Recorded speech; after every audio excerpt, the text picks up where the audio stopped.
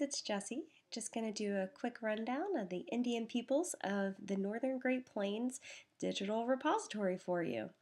So, this is the website. It's really hard to find, and I'm not sure how I found it to begin with, but here we are. It's maintained, I say that very loosely, by Montana State University. If you recall, this repository is actually kind of forgotten and not really maintained anymore at all. I have contacted the people, and after a month of radio silence, we're going to conclude that it is not maintained. So let's do a quick look around. We have our top bar with everything you can ever want. The home, about, search, contact us, and then you can search a repository here as well. Let's look at the about real quick. We have a quick rundown of everything included in the repository, the time period, and then we also have a brief history of the repository. It was started in '98 with a collaboration between 3 of the Montana State schools, the Museum of the Rockies, and Little Bighorn College and Crow Agency, which is actually pretty rare and cool that an indigenous peoples would actually participate in something like this, which was what originally attracted me to this repository. Over here you can click and you can find the original application that has all the layout of everything that they talked about when they were applying for money for the repository. Over here we have a little blurb about their 2012 technical update. It's sadly out of date now, but we get into all the schema information and technical information that's provided. If you look over here to the right, we have a little bar where it has a little bit about the database, which is where we are here. We have the original application, which we also had a link here. We also have the 3 unique collections that are listed within the repository.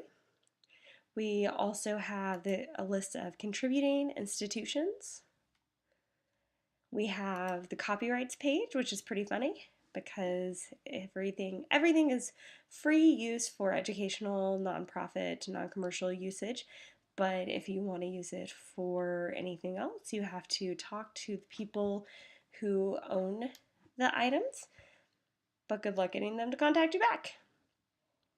We also have this little help, which gives a breakdown of the best ways to search and use the repository, which is very cool for the layman who stumbles upon this. And then we have the contact page. It has a basic form, or you can go ahead and try and contact these 2 individuals. They still exist. These numbers are still correct. They probably won't contact you back though. All right, let's head back home.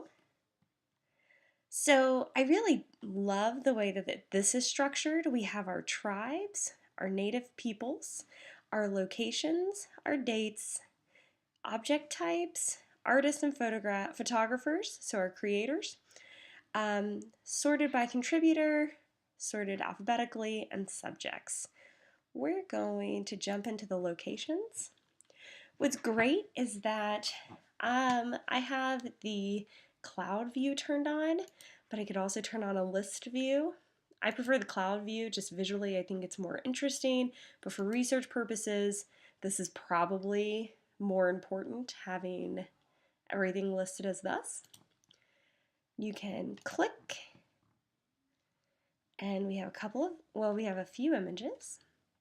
I love bison though, so that's where we're going to go look. So we have our object on the far left. We have our metadata in here. It's really fun. You can click through and find other photographs. You can click through and find objects that were put in by this photographer or objects associated with one of these 3 tribes: animals, buffalo, and buffalo herd. And then to our far right, we have a cool option, which is the higher quality resolution photo. It's a really sharp image, and I think it's really well done. We have our persistent link, bookmarks and sharing, and then our embedded code. So I think that's pretty cool.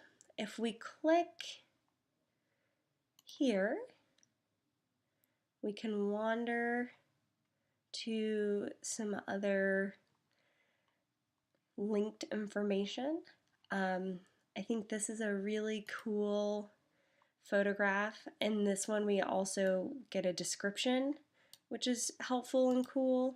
And we also have the native peoples who are in the photograph, the tribes mentioned, and the sun dance, which is a religious ritual. It's pretty cool because you don't see many photographs of that, especially since it was outlawed in the United States. And we've got our click for our high-res image, and I think it's very well done, personally.